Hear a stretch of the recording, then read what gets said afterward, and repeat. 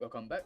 Today we are going to go through an overview of Andriole, who in my opinion marks the start of a new era in PvP.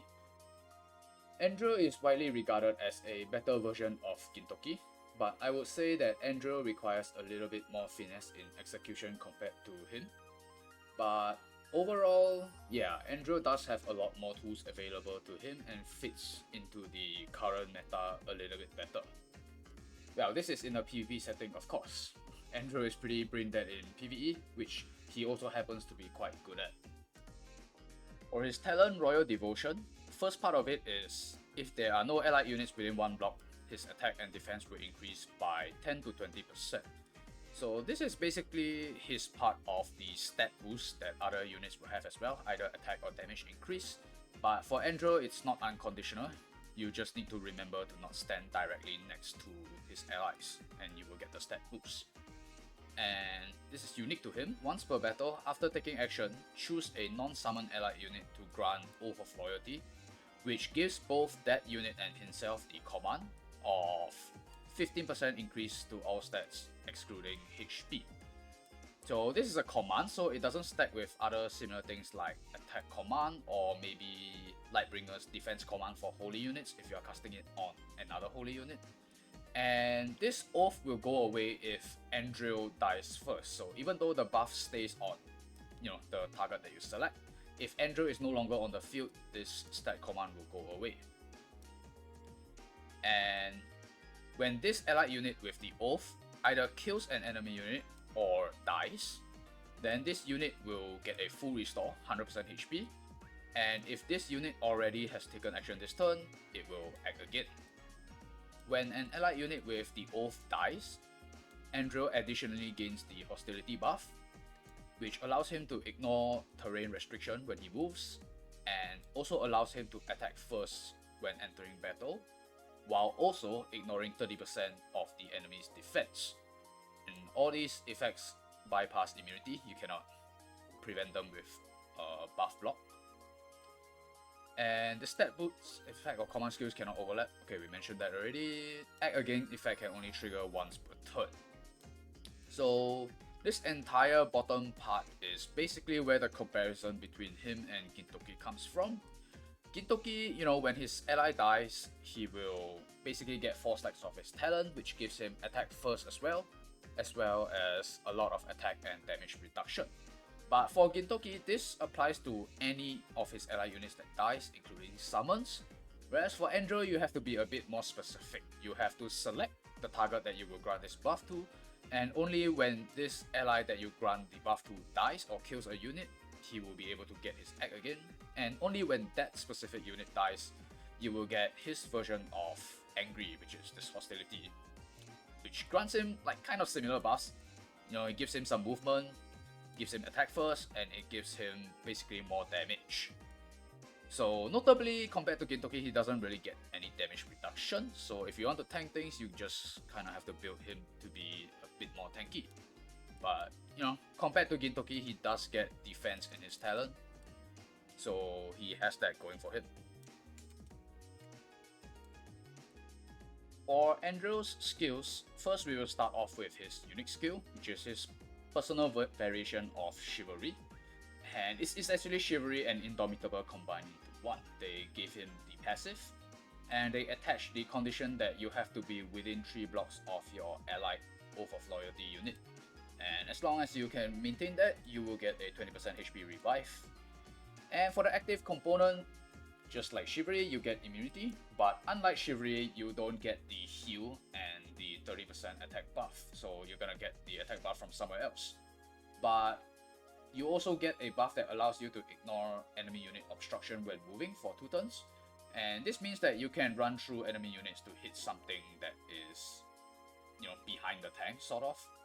So you kind of need to remember that this thing is there because it's not on the unit by default, and you might forget this very easily.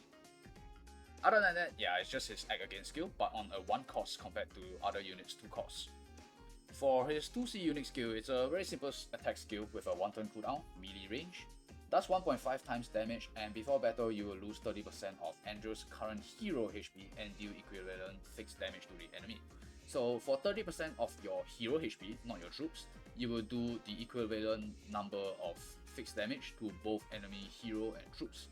Personally, I think this skill is quite good, but as a 2-cost skill, it's usually compared against Javelin, which I think is actually not as good of a damage skill because this 0.8 kind of fucks up this skill, and the 60% damage increase doesn't really make up for it.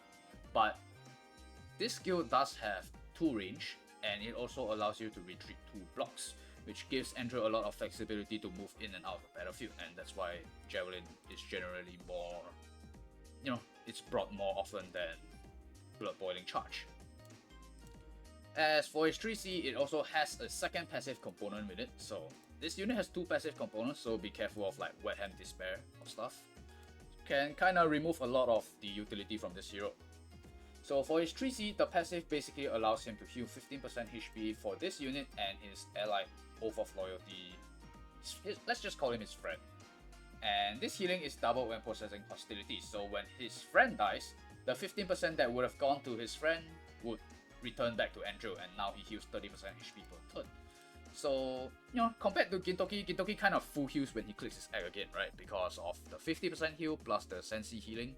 So for Andriole, it's not quite comparable, but if you happen to have your act again off cooldown, you heal a respectable amount of like 60% HP.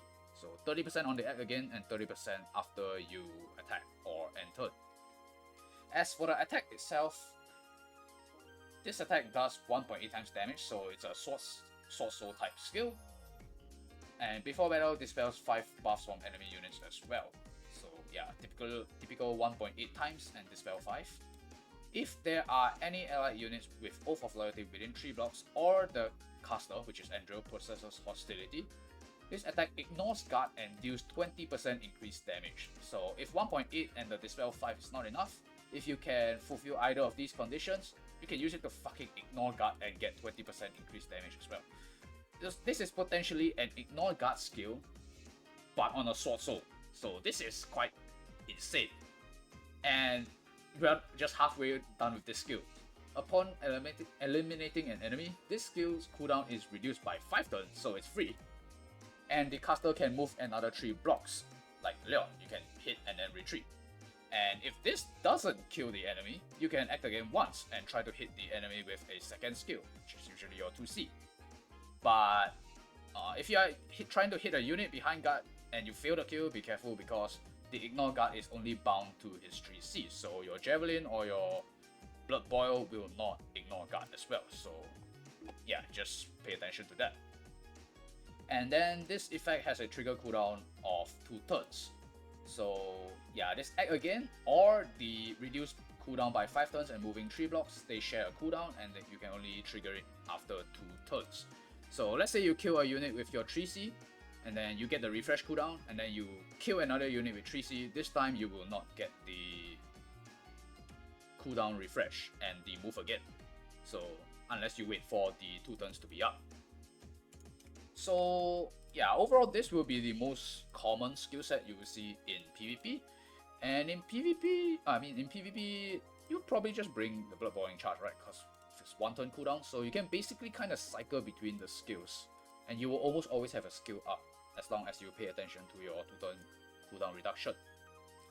For Assault's 2 turns, and it's kinda okay, but it's not better than the unique 1C, I think. 1000 Hoof route is usually brought for utility, so if you happen to want those things, then you can bring them, but otherwise, yeah, I don't really see this skill being brought too often. So for his class, most people will go with Episode Commander, which is actually his tankier class that has slightly lesser attack. And the idea behind that is, kind of similar to Gintoki as well.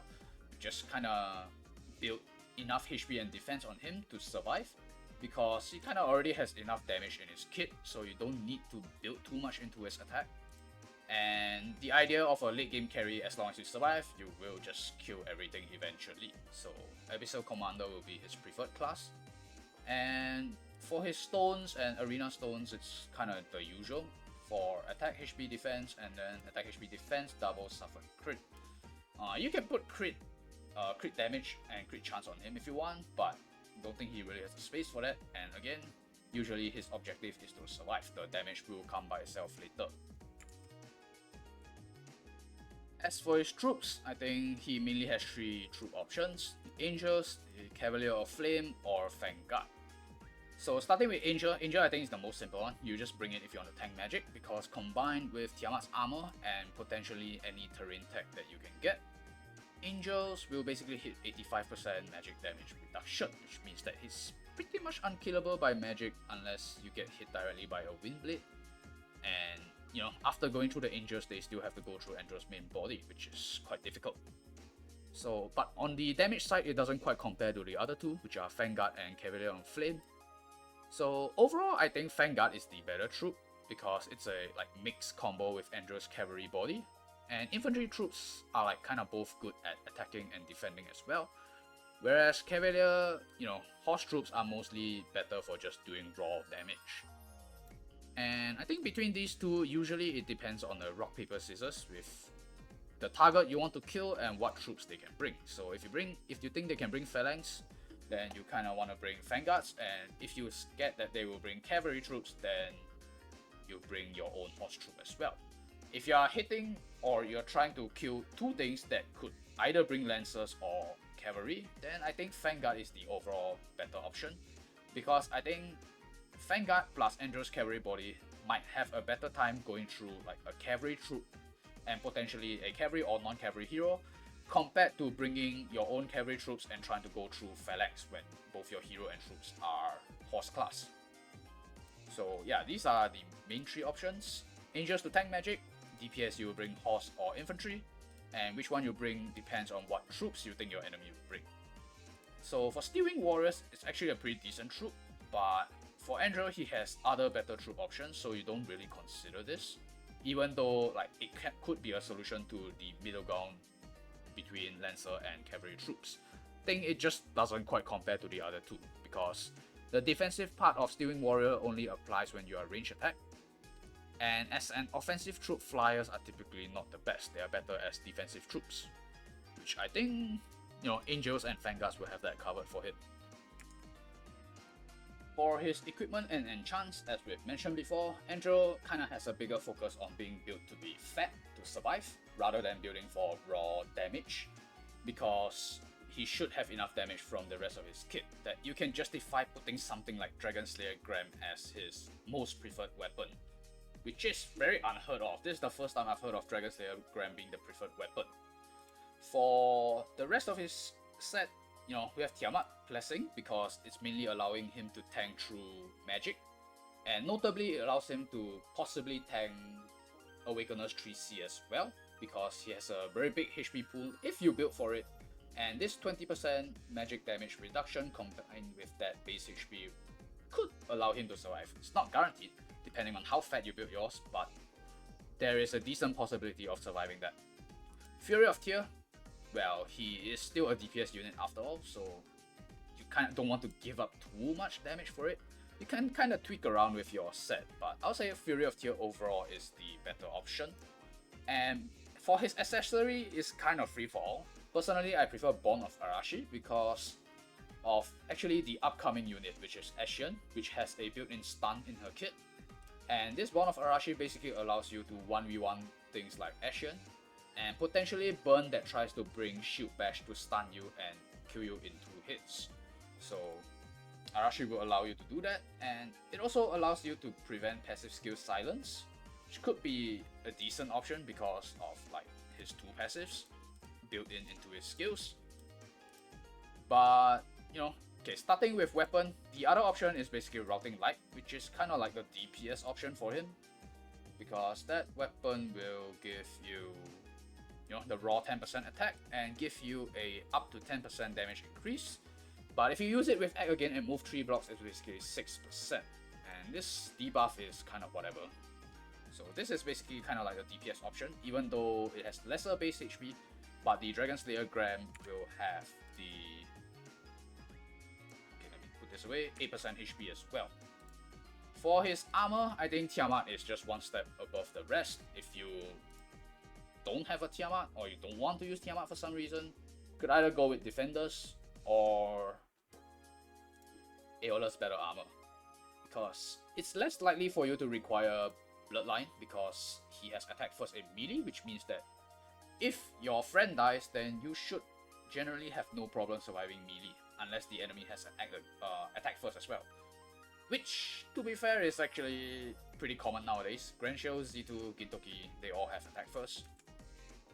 So it's kind of up to you, but I think Tiamat is just universally better. Fury of Tear, if you don't want, you really want to tank up, you can go for Aeneas Armor, which has no damage effect, but it gives you 10% HP and 5% defense, compared to Tear's just 10% defense. Now, this will kind of just depend on the rest of your kit, because while I say to build him fat, you don't want to build him with just fat and no attack at all. Otherwise, you're gonna like start to fail kills on things that you're not supposed to fail on.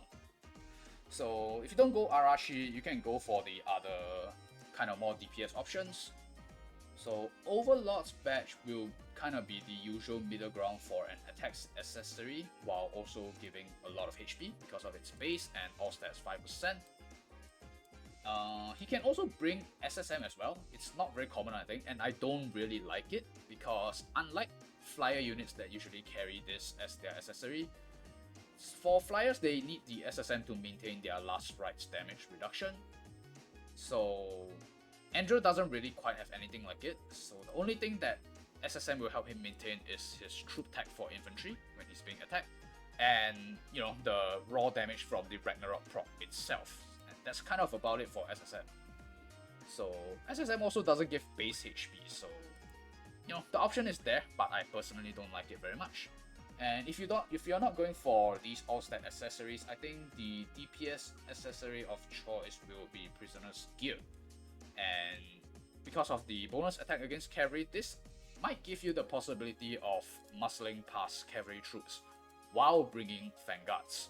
So compared to the other attack accessory options, I think this makes the most sense if you have one, and you know, you don't want to run any of the other all-stat ones.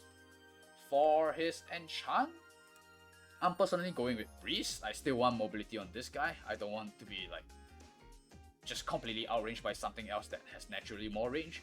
But in C server, I'm seeing quite a lot of people run Clock. So I think the reasoning behind Clock is, one, for like a much later unit, Celica will come out, and Celica has a effect that allows you to boost the proc rate of your enchant. I don't remember what's the exact number, but you know, it basically increases the proc chance. And while Clock is quite good with that because it gives you a new skill, and I think it's just more busted than +2 mobility. I think +2 mobility proc on Andriole is not like it's bad, it's just different. And other than that, the main draw I will give for Clock enchant is because of his 3C.